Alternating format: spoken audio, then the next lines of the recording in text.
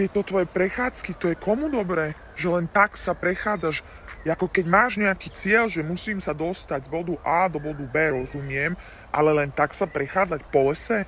Čo som vyšinutá? Pekne v Alparku sme sa mohli prechádzať a rovno aj kávu by som si tam dala, aj zapálila by som si, no. Tu si človek ani zapáliť nemôže, normálne výčitky svedomia ma. No, však krásne, švitoria tie vtáčiky, no, dobre. Počúvaj, ale ani slinku nemôžem. Ježiš, zase po mne niečo leze. Daj mi to dole, čo to je? Tarantuly. Ja neznášam prírodu.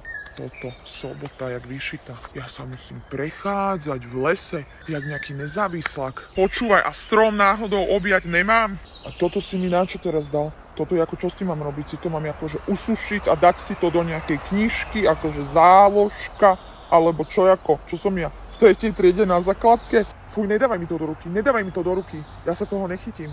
Pane Bože na nebi.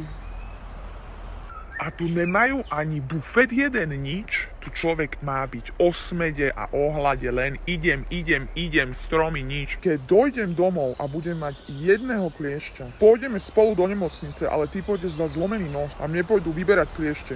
Na to čo je na tých listoch? Ja idem do Alpe, ja ťa tam počkám.